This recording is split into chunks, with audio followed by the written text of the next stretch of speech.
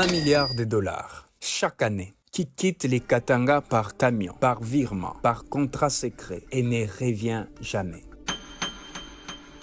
C'est les chiffres du rapport ENACT de 2024. Rien que la contrebande des minerais vers le Rwanda coûte 1 milliard de dollars par an à la RDC. Et ce n'est que la partie visible de l'histoire. 65%, c'est la teneur en uranium de l'or extrait à Chinkolobwe, au Katanga, pendant la Deuxième Guerre mondiale. L'uranium américain ou canadien, moins de 1%. Le Katanga a produit les minéraux les plus puissants de la planète. Il a alimenté des bombes d'Hiroshima et de Nagasaki, et les habitants de la province ne l'ont appris que des décennies plus tard.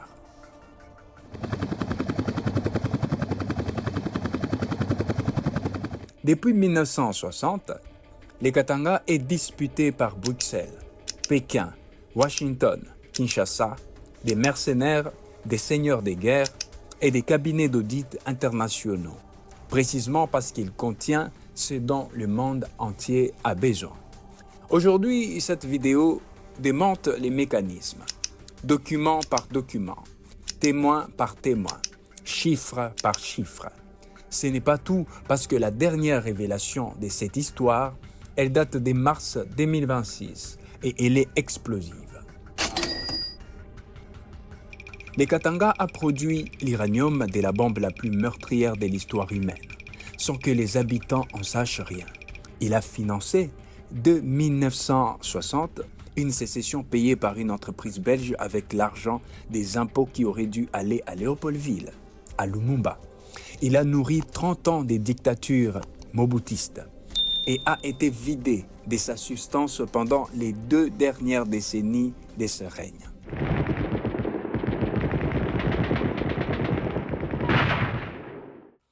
Aujourd'hui, sur 19 mines productrices du cobalt dans la province, 15 sont détenues ou financées par des entités chinoises.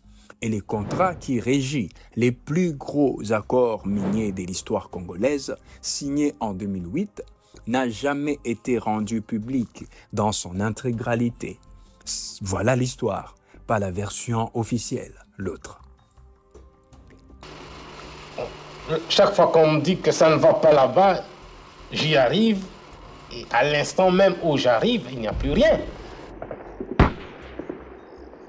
Avant d'aller plus loin, la méthode. Tout ce que vous allez entendre est sourcé. Les sources se retrouvent dans la description de cette vidéo. Là où les chiffres sont contestés, ils les sont souvent massivement sur ces sujets. Je vous l'ai dit explicitement. Ce que je ne ferai jamais. Inventer, exagérer ou vous raconter une version qui vous fait du bien plutôt qu'une version vraie. L'histoire du Katanga n'a pas besoin d'être dramatisée, elle est déjà suffisamment explosive.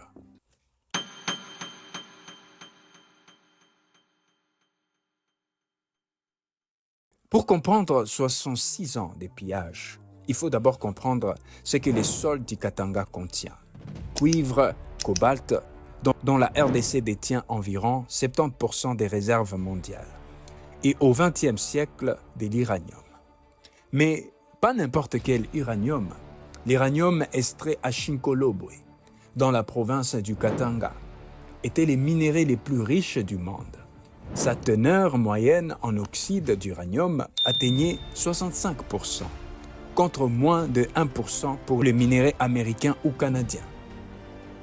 Le directeur de l'Union minière du Haut-Katanga, Edgar Sengier, avait constitué une réserve de 1200 tonnes d'uranium à Staten Island, à New York. Ces stocks, plus de 3000 tonnes supplémentaires stockées sur les sites même de la mine, ont été achetés par les colonels américains Ken Nichols pour alimenter les projets Manhattan.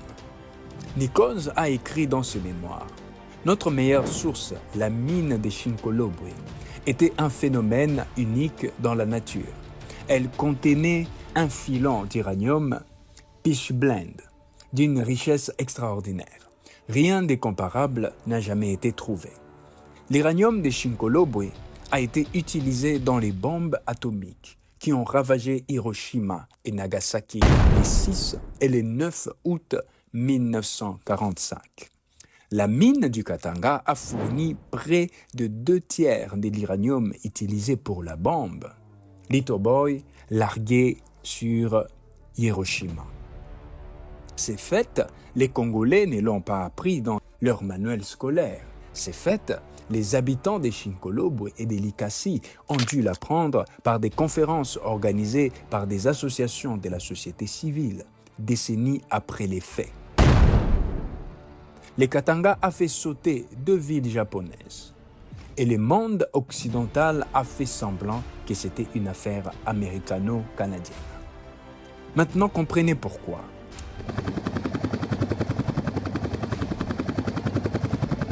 Quand le Congo a annoncé son indépendance en juin 1960, la question la plus urgente dans les couloirs des puissances occidentales n'était pas « est-ce que ces peuples méritent la liberté ?» La question était « qui va contrôler Chinkolobwe et qui va contrôler les cuivres ?» Avec la Belgique, à l'indépendance et à la souveraineté internationale.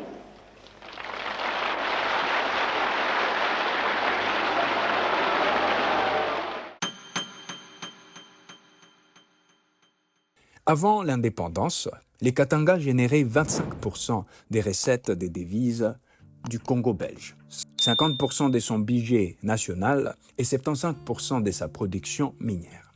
Comprenez la proportion.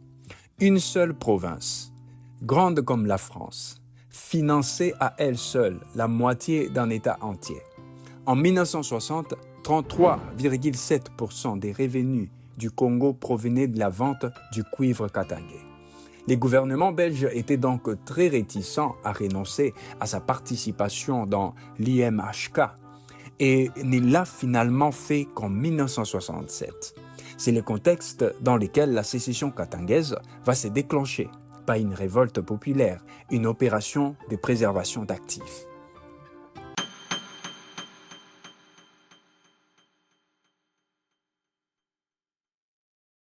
Le 11 juillet 1960, 11 jours après l'indépendance formelle du Congo, Moïse Tshombe depuis Elisabethville, aujourd'hui Lubumbashi, proclame l'indépendance du Katanga. Pour l'assister, l'UMHK a versé à Tshombe une avance de 1,250 milliard de francs belges, environ 25 millions de dollars de 1960, ce qui équivaut à plus de 270 millions de dollars aujourd'hui. Il s'agissait d'une avance sur les impôts de 1960. Ces impôts qui auraient dû être versés au gouvernement de Lumumba. Arrêtons-nous là. L'UMHK a pris l'argent des impôts congolais, l'argent qui appartenait légalement au gouvernement de Patrice Lumumba, et l'a versé directement à Tshombe pour financer une sécession contre ce même gouvernement. Un dirigeant de l'IMHK a précisé le 24 juillet 1963 que la contribution financière de la société à l'État katangais de Tshombe fut de 2096 milliards de francs en 1961 et 1485 milliards en 1962. Il a lui-même reconnu que sans l'IMHK, la sécession n'aurait pas eu les moyens de constituer une gendarmerie puissante avec des mercenaires étrangers. Les Katanga avaient engagé des dépenses de 5,5 milliards de francs en 1961. La quasi-totalité provenait de l'IMHK et de ses sociétés affiliées. C'est une déclaration faite avant une commission officielle par un dirigeant de la société elle-même. Elle n'est pas contestée. Les sécessionnistes bénéficiaient également du soutien des réseaux de Jacques Foccart. Les messieurs Afrique de l'Élysée, le nouvel État émet alors sa monnaie et crée sa police. Tshombe n'est pas seul. Il y a la Belgique, il y a la France, par les réseaux Foccart, il y a l'UMHK, il y a des milliers de mercenaires étrangers payés avec l'argent des mines congolaises. Il y a Lumumba qui comprend tout cela, qui essaye de résister.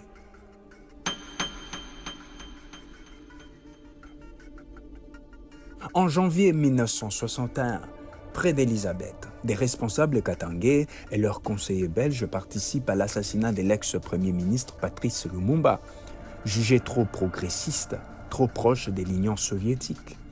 La commission d'enquête belge, rendue publique en 2001, a établi que Tshombe a donné son accord personnel au transfert de Lumumba dans la province du Katanga. Ce qui s'est passé ensuite dans la brousse katangaise, le 17 janvier 1961, vous les connaissez. Ce qui est moins connu, le Premier ministre Lumumba avait clairement indiqué qu'il ne donnerait pas aux États-Unis le même contrôle sur l'uranium congolais que la Belgique lui avait accordé. Le 31 juillet 1960, il s'est tourné vers l'Union soviétique pour obtenir l'aide après que sa demande au gouvernement américain avait été rejetée. La connexion uranium-assassinat est documentée. Elle n'est pas une théorie conspirationniste, elle est dans les archives. 8 mois après Lumumba, le secrétaire général de l'ONU, Dag, meurt dans un accident d'avion le 18 septembre 1961 à Ndola, en Rhodésie du Nord. Il venait y rencontrer Tshombe. La thèse du simple accident n'a été écartée que très récemment. En 2019, une enquête a attribué la responsabilité à des mercenaires étrangers pro-katangais, adversaires des Nations Unies. Un secrétaire général de l'ONU tué en allant négocier la fin d'une sécession minière. Mon désir est de rentrer le plus vite possible dans mon pays, le Congo.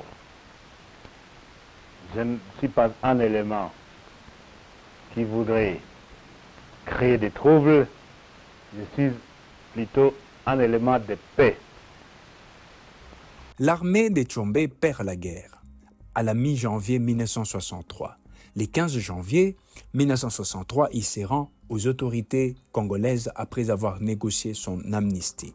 En 1964, il sera même nommé Premier ministre du Congo. Vous avez bien entendu, l'homme qui a financé la sécession, qui a donné son accord à l'assassinat de Lumumba et qui a dirigé un État avec l'argent public détourné, se retrouve Premier ministre du Congo souverain 10 ans après sa reddition. Mobutu les destitue peu avant son propre coup d'État du 24 novembre 1965. Tshombe repart en exil en Espagne. Il est condamné à mort par contumace pour activité subversive. En 1967, il tombe dans un piège tendu par un repris de justice français sans doute à la solde des services de Mobutu. Son avion est détourné au-dessus des Baléares, vers l'Algérie, où il mourra en 1969. Tshombe est mort en détention en Algérie, sans avoir jamais été jugé pour ce qu'il avait fait. L'homme qui a armé des mercenaires avec l'argent du peuple meurt en résidence surveillée. L'homme qui l'a fait condamner à mort, Mobutu va régner sur les Zaïre pendant 32 ans et la Gécamine va financer tout ça.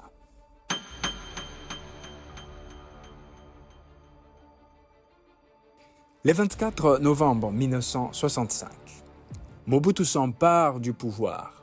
L'année suivante, il nationalise les droits miniers.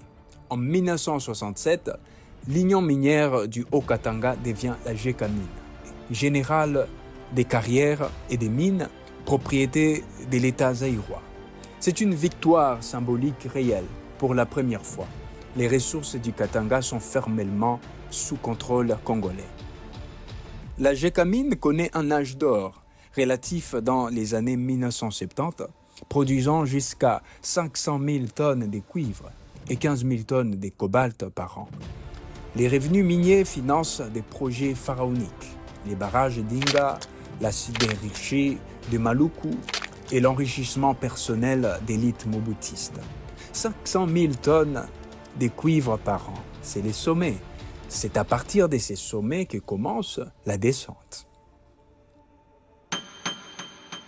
L'élite politique et économique zaïroise prospère sous les solides portefeuilles de la Gécamine.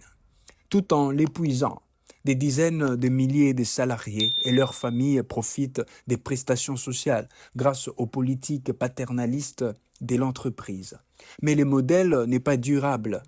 L'investissement dans les nouveaux efforts de recherche et des machines neuves, de même que la maintenance des infrastructures des stocks existants, sont réduits au minimum et à néant.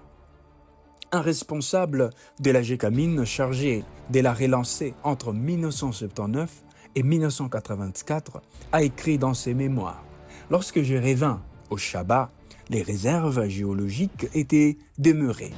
Mais les dirigeants de l'entreprise ne peuvent pas contester les ordres de Mobutu. Leur poste dépend directement de son bon vouloir. Ces réformes et corrections fondamentales ne plaisaient ni à la Société générale de Belgique, ni à certains proches collaborateurs de Mobutu dont les privilèges et les revenus secrets étaient en jeu. Il fut révoqué et la Gécamine fit de plus en plus fonction des caisses noires. Caisse noire, c'est le terme utilisé dans les archives académiques, pas une métaphore. La Gécamine était devenue une caisse noire personnelle, un mécanisme de prélèvement systématique, masqué sous les apparences d'une entreprise d'État.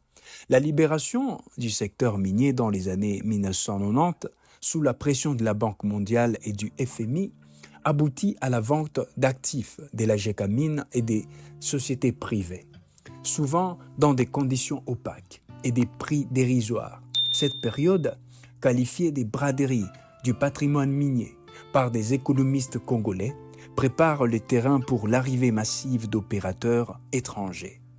La Gécamine avait représenté 70% des devises du pays à son apogée. Quand Laurent Désiré Kabila arrive en 1997, elle produit un dixième de ce qu'elle produisait à son sommet. 30 ans pour construire, une décennie pour détruire. Et le mécanisme de destruction n'est pas une guerre, pas une catastrophe naturelle. C'est de la corruption ordinaire, systématisée, institutionnalisée.